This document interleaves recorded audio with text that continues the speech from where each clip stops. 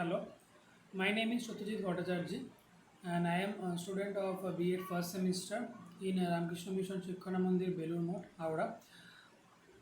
In this video, I will discuss about phases of teaching, which is a part of psychology of teaching, first half syllabus, and I am making this video for first phase continuous internal evaluation, which is part of our B.Ed first semester curriculum. Before going to my topic, I will discuss about teaching and education. As we know, teaching is essential part of education, and its special function is to impart knowledge, develop understanding and skills. It generally excludes inculcation of values like truth.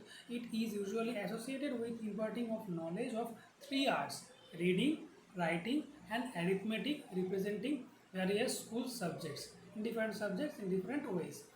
In education, on the other hand, has a wider connotation. It implies seven arts, which is also containing reading, writing, arithmetic, and rights, responsibilities, relationships, and also recreation.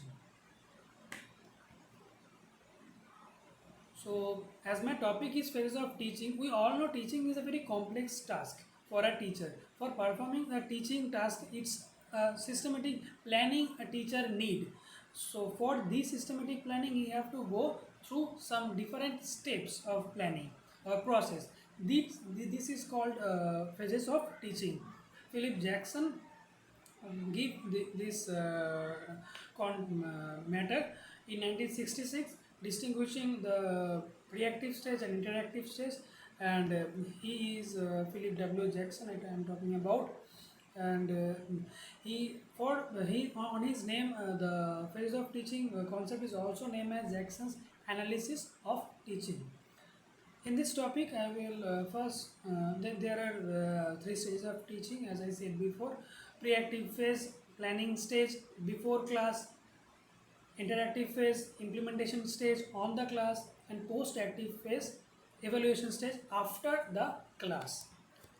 In the pre-active phase, it's totally depends on the planning, what the teacher planned to give his task or give his teaching in the class before actual classroom teaching, or what Jackson calls calm part of the teaching. A teacher has to perform many tasks in this time, like preparing lesson plans, arranging the furniture and equipment within the classroom, managing papers, studying test reports, giving sections of textbooks.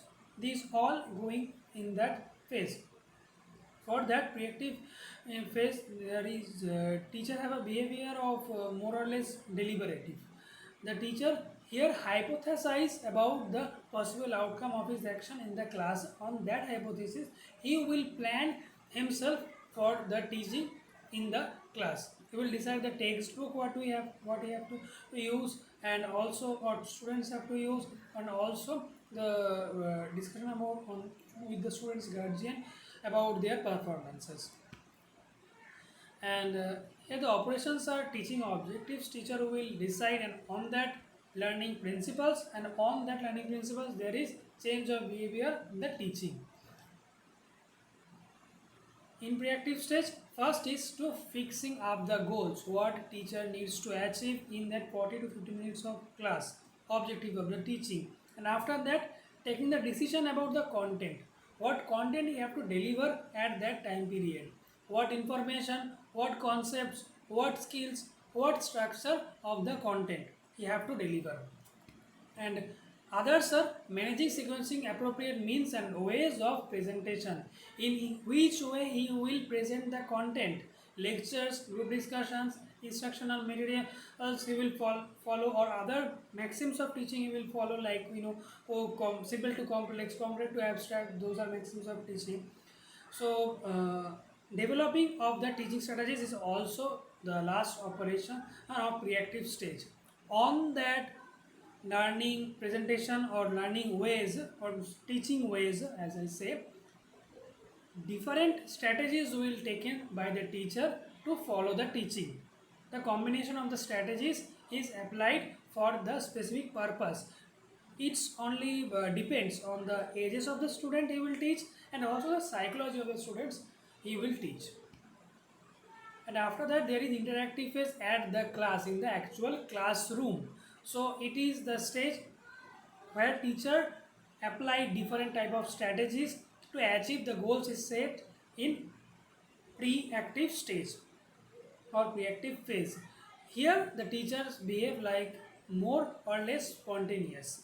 And according to Jackson, in the interactive phase, the teacher provides people's verbal stimulations of various kind.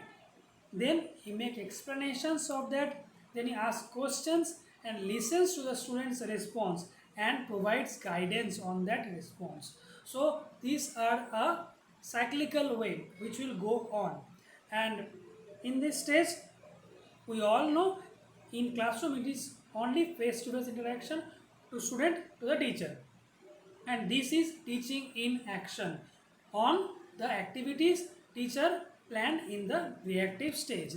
Here we can say teacher and student are the two opposite sides who both of them will diagonalize each other.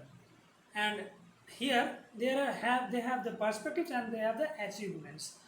So on that, we will see in the operations perceiving the size of the class by the teacher to identify the students.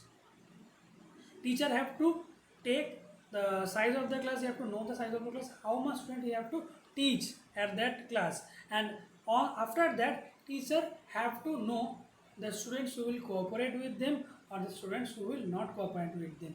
Here comes the thing that students also try to weigh the teacher visually. As I discussed in this diagram, teacher will give a perspective on students and also give the achievement on that perspective, and students also give a perspective of the teacher on visually and also have the achievements on that perspective. And obviously teacher will give diagnosis, what we'll see in after the next point. Diagnosing the achievements of the learners. After assessing the students visually, the teacher gives special attention to the learning needs of the students so that he becomes aware of the individual different abilities, interests, attitudes, needs, and entering behavior of the students. It's all depend on the teacher's diagnosis. And also students diagnose them to give a perspective and achievements. As I said before, students also weigh them visually, and these all going in a direct questions method. And here it is action or achievement, initiation or response given to the learners. The teacher will give verbal stimulations, as I said before, and on the verbal stimulations leading to the some responses from the teacher also, which is presentation of the stimuli that is reinforcing the students at proper response, feedback of the reinforcement. Thus the process of action and reaction goes on and on the class. So it will lead to the development of strategies of teaching. This will go on a chain way or cyclical way, as I said before. After that it comes to the post-active phase. After the class teacher have to give the feedback on the evaluation. It's totally the evaluation stage of the students. Teacher will give the assessment of the students, how they can assess themselves or improve themselves, improvements, basically desirable improvements in their performance. It is related to both the learning and the teaching. Teacher analyzes to what extent the students have to grasp the materials presented to them. And with the interactive process, obviously the thing student can grasp with the thing, teacher will supply it. And it also helps the students to learn things better. It enables the teacher to decide whether he should proceed on the next content or he will reteach the previous content again. We will discuss about it in the operations. First in the operations is assessing the suitable of the objectives determined. The objectives determined before, you have to assess it, it's good or not, and after that the teacher have to assess it. Deciding regarding reteaching the content or further taking up the contents. If the student can grasp the knowledge of the previous content, teacher can go on the next content. But if the students can't able to grasp the knowledge of the previous content, teacher have to reteach it again, then go further in the new content. After assessing the suitability of the instructional materials and aids, if student can't get or grasp the knowledge, teacher have to change the instructional materials or aids, and on that teacher have also to take the decisions on the impact of the classroom environment. What impact the classroom environment have on his teaching instructional materials or aids, whatever he use or he or she use as a teacher in the class. It's effective or not. If it's not effective, teacher have to change the classroom environment in desired changes by instructional materials or whatever he needs to change. So these are the operations of post-active phase, and these are the three phases of teaching: pre-active stage, reactive phase, pre-active stage, interactive stage or phase, or post-active stage or phases. So this is the content what I want to give in my class, and thank you for listening my discussion.